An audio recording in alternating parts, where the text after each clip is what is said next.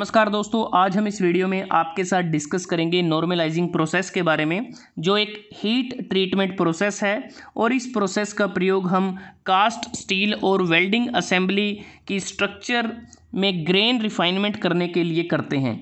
और नॉर्मलाइजिंग को foundry casting, forging, rolled part इत्यादि पर इसको अप्लाई किया जाता है। और नॉर्मलाइजिंग को करने के लिए हमारा जो बेसिक स्टेप रहता है, हम पहले मटेरियल को हीट करते हैं, उसके बाद एक सूटेबल टेम्परेचर पर पहुंचने के बाद उसको होल्ड किया जाता है कुछ टाइम के लिए, और फिर उसकी कूलिंग की जाती है आवश्यकता अनुसार। और जो हीटिंग करते हैं वो अपर क्रिटिकल टेम्परेचर लाइन से ऊपर के टेम्परेचर पर हीट करते हैं। ये बेसिक कंसेप्ट है, आप पूरा विस्तार से समझते हैं इसको। अगर हम हाइपोयूटेक्टोइड स्टील जिसमें कार्बन परसेंटेज 0.83% से कम होती है, यूटेक्टोइड स्टील जिसमें कार्बन परसेंटेज 0.83% के बराबर होती है, और हाइपर यूटेक्टोइड स्टील जिसमें कार्बन परसेंटेज 0.83% से ज़्यादा और 2.14% तक रहती है। तो ये तीन टाइप की कैटेगरी है स्टील की, जिसको हम गर्म करते हैं अपर क्रिटिकल टेम्परेचर से ऊपर के टेम्परेचर पर। और वो टेम्परेचर क्या रहता है, अगर हम इस डायग्राम को देखते हैं तो यहाँ पर हमें तीनों चीज़ें क्लियर हो जाती हैं कि जो स्टील में कार्बन कंटेंट है वो 0 से 2.14% तक रहता है। जो हाइपोयूटेक्टोइड है 0 से 0.83% तक, ये वाला जो एरिया है। हाइपर यूटेक्टोइड 0.83 से 2.14, ये वाला पोर्शन। और जो यूटेक्टोइड होता है, ये जो रेड डॉटेड लाइन आपको नज़र आ रही है, ये यूटेक्टोइड स्टील को इंडिकेट करती है। अब बात करते हैं इन तीनों स्टील्स का जो अपर क्रिटिकल टेम्परेचर है। अगर हाइपोयूटेक्टोइड है तो इसके लिए अपर क्रिटिकल टेम्परेचर की लाइन ये है, ये जो A3 लाइन है, कहीं पर आप इसको AC3 भी इसको पढ़ेंगे। तो यहाँ पर इसकी जो इंक्लाइंड लाइन है वो 723 डिग्री से 910 डिग्री सेल्सियस के बीच में है। अगर हम बात करें हाइपर यूटेक्टोइड स्टील की, उस केस में अपर क्रिटिकल लाइन है ACM, जो हमारी जाती है 723 डिग्री से 1147 डिग्री तक। और जो यूटेक्टोइड है उसके लिए अपर क्रिटिकल टेम्परेचर और जो लोअर क्रिटिकल टेम्परेचर है वो एक ही पॉइंट पर है, 723 डिग्री। अब अगर हमारे पास हाइपोयूटेक्टोइड स्टील है तो उस केस में हम जो हीट करेंगे मटेरियल को, इस टेम्परेचर से तकरीबन 40 या 50 डिग्री वो ज़्यादा होगा। अगर हम यूटेक्टोइड स्टील को गर्म करेंगे वो 723 डिग्री से तकरीबन 40 या 50 डिग्री ज़्यादा होगा। अगर हाइपर यूटेक्टोइड स्टील है तो उस केस में हमारा जो टेम्परेचर है वो जो ACM लाइन का जो टेम्परेचर है उससे तकरीबन 40 या 50 डिग्री ज़्यादा होगा। तो इस प्रकार से इस प्रोसेस में हमारा जो हीटिंग टेम्परेचर होगा या ऑस्टेनाइजिंग जो टेम्परेचर होगा वो अपर क्रिटिकल टेम्परेचर से 40 या 50 डिग्री ज़्यादा होगा, और फुल अनिलिंग टेम्परेचर से ये टेम्परेचर ज़्यादा रहता है। अब बात करते हैं कि एग्जाम्पल के तौर पर अगर हमने कोई मटेरियल लिया है जिसका कार्बन कंटेंट 0.5 कार्बन है उसमें, सपोज यहाँ पर है, जब उसको हीट करेंगे तो इसमें देखें वो तकरीबन जाएगा 800 डिग्री पर। 800 डिग्री से थोड़ा 50 डिग्री ऊपर 850 डिग्री पर उसको गर्म किया जाएगा, और उस पर्टिकुलर टेम्परेचर पर उस मटेरियल को होल्ड किया जाएगा। तो इस तरह से प्रोसेस रहती है। कहने का मतलब ये है कि जब भी हम मटेरियल को गर्म करते हैं, हीट करते हैं, तो वो ऑस्टेनाइट रीजन में जाएगा, क्योंकि अपर क्रिटिकल लाइन टेम्परेचर से ऊपर जो स्टील होता है उसमें पूरी तरह से ऑस्टेनाइट होता है। और अगर हाइपोयूटेक्टोइड स्टील है उस केस में जो फेराइट और परलाइट हैं, जैसे जैसे हीट करते जाएंगे तो अगर आप देखें यहाँ फेराइट और ऑस्टेनाइट यहाँ बनना शुरू हो गया है, और इस लाइन से ऊपर कंप्लीट ऑस्टेनाइट हमें मिल गया है। और यहाँ यूटेक्टोइड में यहाँ सीधा ही हमें गर्म करने पर ऑस्टेनाइट मिलता है, और हाइपर यूटेक्टोइड में ACM से ऊपर हमें ऑस्टेनाइट मिलता है। तो एक पर्टिकुलर टेम्परेचर पर गर्म किया जाएगा मटेरियल को, उस टेम्परेचर पर उसकी होल्डिंग की जाएगी कुछ टाइम पीरियड के लिए, ताकि हमारा जो कंप्लीट ट्रांसफॉर्मेशन है वो हो जाए, ताकि हमारा जो मटेरियल है पूरी तरह से ऑस्टेनाइट में तब्दील हो जाए। उसके बाद जो कूलिंग की जाती है, कूलिंग इसमें हम ओपन में करते हैं, जो स्टिल एयर होती है, एयर में कूलिंग की जाती है। और फुल अनिलिंग के मुकाबले जो नॉर्मलाइजिंग जो प्रोसेस है उसमें जो कूलिंग रेट है वो ज़्यादा होता है, रैपिड कूलिंग होती है फुल अनिलिंग के कंपैरिजन में।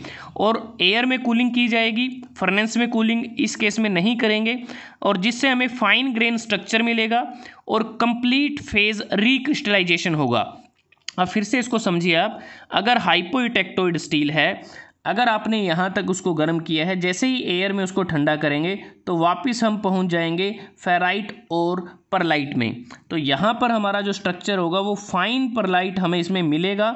और जो परलाइट की अगर हम बात करें, परलाइट स्ट्रक्चर में उसका डार्क एरिया को इंडिकेट करता है और जो फेराइट होता है वो वाइट नेटवर्क होता है। उसके बाद अगर यूटेक्टोइड स्टील है तो इससे नीचे जब उसको ठंडा किया जाएगा तो वो सीधा परलाइट में तब्दील होगा, सिर्फ परलाइट ही उसमें स्ट्रक्चर में बनेगा, माइक्रो स्ट्रक्चर में।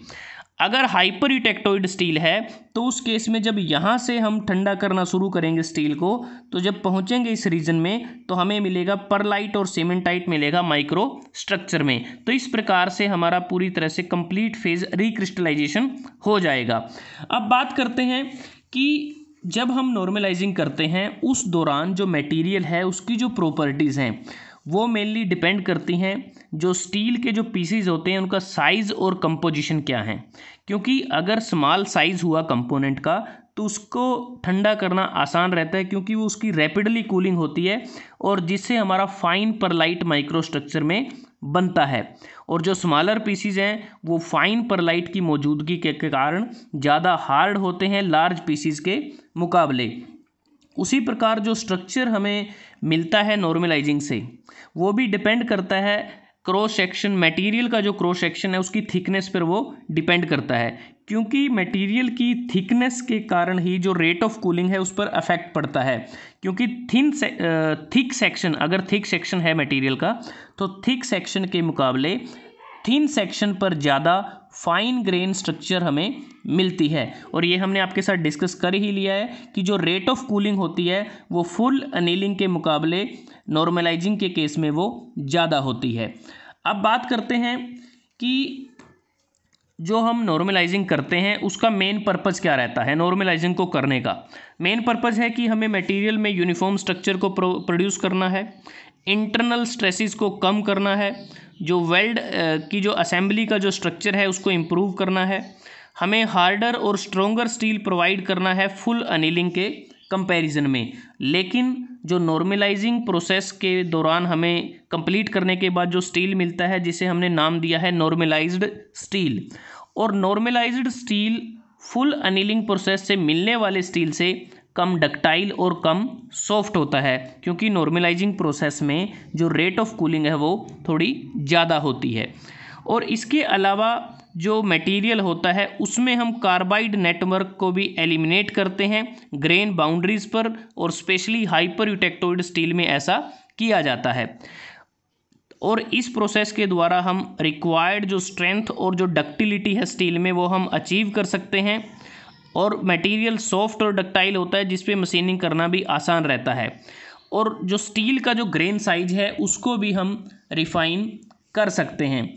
और जैसा हमने बात की थी कि बेसिकली स्टार्टिंग में जो पहला स्टेप होता है जब हम हीट करते हैं मटेरियल को, ऑस्टेनाइट रीजन में उसको गर्म किया जाता है ताकि हमें उसको होमोजेनाइज करने में मदद मिले, और जिसके परिणाम स्वरूप जो नॉर्मलाइजेशन प्रोसेस होती है उसके बाद जो स्ट्रोंगर परलाइट मिलता है फाइन ग्रेन साइज के साथ, उससे मटेरियल का जो यील्ड पॉइंट है वो भी बढ़ जाता है, टेंसाइल स्ट्रेंथ भी बढ़ जाती है, इम्पैक्ट स्ट्रेंथ भी बढ़ जाती है फुल एनीलिंग प्रोसेस के कंपैरिजन में। और जो परलैटिक जो स्ट्रक्चर मिलता है हमें नॉर्मलाइज्ड स्टील में, उसके कारण वो हार्डर हो जाता है। तो दोस्तों आज हमने इस वीडियो में आपके साथ डिस्कस किया नॉर्मलाइजिंग प्रोसेस के बारे में, जो एक हीट ट्रीटमेंट प्रोसेस है। अगर आपको यह वीडियो अच्छा लगा आप इसको लाइक कर सकते हैं, शेयर कर सकते हैं अपने दोस्तों के साथ, अपने स्टूडेंट्स के साथ, और चैनल को सब्सक्राइब करना ना भूलें। जल्दी हाजिर होते हैं एक नए वीडियो के साथ, तब तक के लिए धन्यवाद। आपका दिन शुभ रहे।